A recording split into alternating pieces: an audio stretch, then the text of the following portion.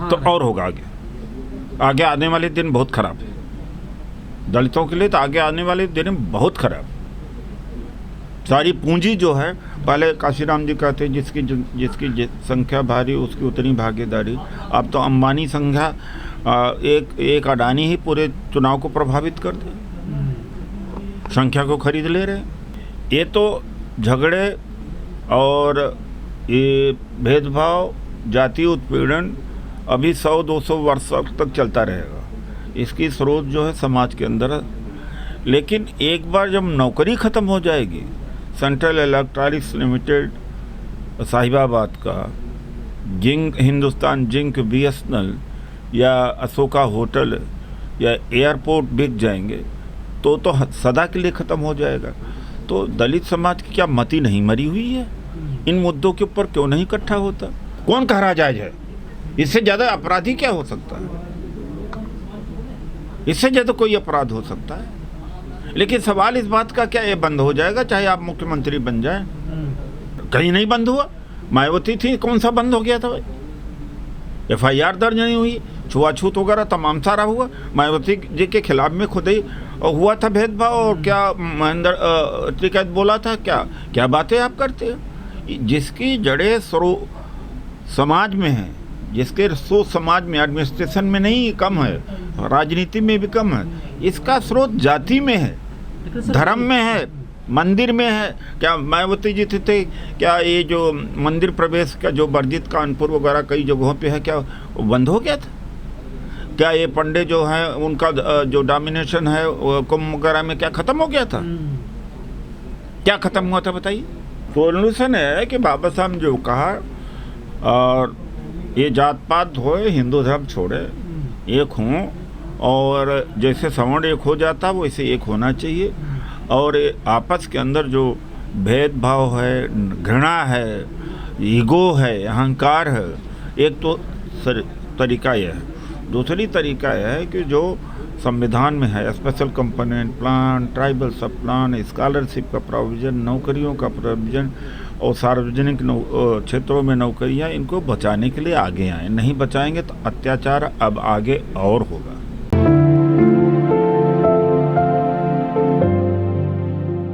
घटना हुई है, वास्तव में बहुत जघन्य घटना है।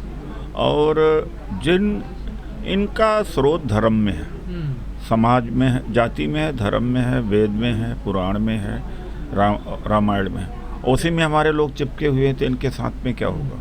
चाहे आप गजेंद्र जी को मुख्यमंत्री बना दिया जाए तो भी घर घर पर पुलिस तैनात नहीं कर सकते। और पुलिस भी तैनात करेंगे तो सवर्ण पुलिस रहेगा तो अन्याय करवाएगा।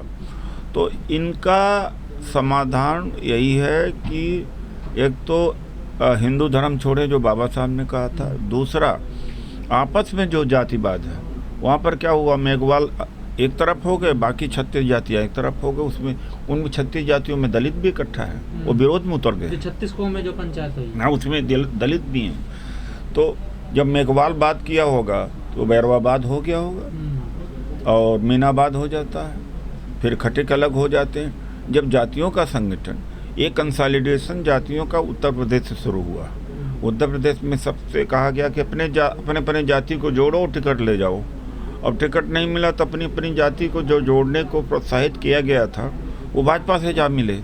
तो मैं पूछना चाहता हूँ कि जब कोई घटना होती है, बलात्कार हो, घर जलाया जाता, तो सारे दलित निकल पड़ते हैं। जब लाखों की नौकरियाँ की कुर्बानी हो जाती, संविधान की कुर्बानी हो जाएगी, निजीकरण हो रहा है। सेंट्रल इलेक्ट्रॉनिक्स लिमिटेड जो साहिबाबाद में है, लगभग 2000 करोड़ की है, 210 करोड़ में बेच दिया, जिसमें से 600, 700 SC/ST हैं।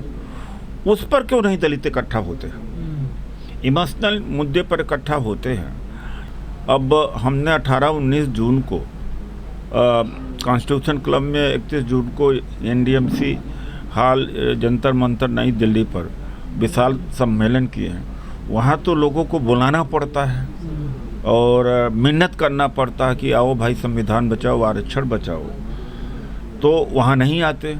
तो इसी घटनाओं में लोग या तो नेता बनने के लिए, जहाँ मीडिया का वो मिल जाता है, बाइट मिल जाता है, रिकॉग्निशन मिल जाता है, बोलने का मौका मिल जाता है।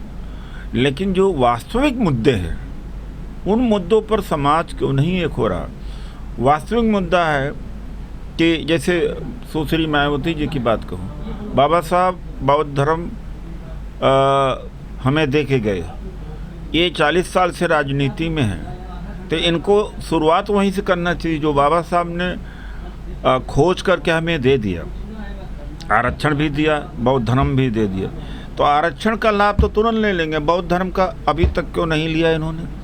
तो जब तक हमारे लोग पाखंड से मुक्त नहीं होंगे और तो क्या सर धर्म परिवर्तन करने से मतलब जो अपराध है वो रुक जाएंगे, अत्याचार? नहीं, देखिए ऐसा है कि तुरंत तो नहीं रुकेगा मैंने कहा, लेकिन उस पाखंड से दूर तो होंगे, सशक्तिकरण होगा, अपने बुद्धि से इस्तेमाल तो होने लगेगा, लड़ाकू तो हो जाएंगे। अभी क्या है, भाग्यवादी है कि चलो अत्याचार हुआ है, हमारे किस्मत में था, चलो अत्याचार हुआ, वो तो हमारे ऊंची जाति के लोग हैं, ये मानसिकता है।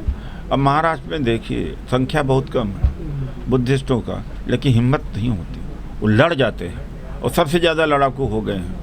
तो बात है कि विचार बदलेगा, दिमाग बदलेगा, पढ़ेंगे लिखेंगे तभी जाकर के इन स्रोतों को काटा जा सकता जो अन्याय के स्रोत। हम जातिवाद आपस में करें तो ठीक, और सवर्ण जातिवाद करें जिसका परिणाम इंदर कुमार, जितेंद्र मेघवाल है तो बुरा।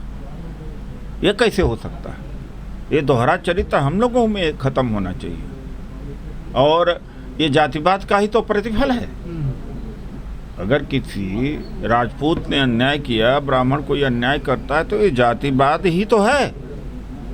और जब हम जातिवाद करें तो ठीक है, जुबान से बाबा साहब दलित और आपस में क्या करते हैं। लेकिन हमारा जातिवाद मतलब किसी की हत्या तो नहीं करता ना सर? हमारा जातिवाद ज़्यादा हत्या करता। अगर जिस दिन हम एक हो जाएंगे हत्या रुक जाएगी। हम कहाँ एक हो रहे हैं, हत्या रुक जाएगी। पहले ज़्यादा एकत्रित थे, बहुजन आंदोलन के पहले ज़्यादा एकत्रित थे, अब सब जातियों में बटे हुए हैं। एकता से ही तो रुका जाएगा, शक्ति निर्माण करना पड़ेगा हमें, शक्तिशाली। सबको एक हो जाना चाहिए, फिर एक क्यों नहीं हो पा रहा? तो जातिवाद बीच में आया, पहले था जातिवाद। जातियों के संगठन के मेघवाल पंचायत नहीं है, चमार पंचायत नहीं है, खटिक पंचायत नहीं है, या बैरवा पंचायत नहीं है, सब जातियों के नाम से उसी में निमंत्रण लेके मेरे पास आते हैं। मैं तो नहीं जाता हूँ किसी जाति पंचायत। तो अब बदली परिस्थितियों में उसके हिसाब से सोचना पड़ेगा। नहीं मानसिकता बनेगी, ताकत के सामने वो नहीं करेंगे।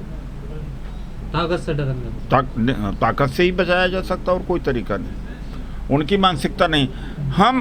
हम चाहते हैं कि सवर्ण जात पात छोड़ दे, भेदभाव छोड़ दे, और हम जात पात करते रहें।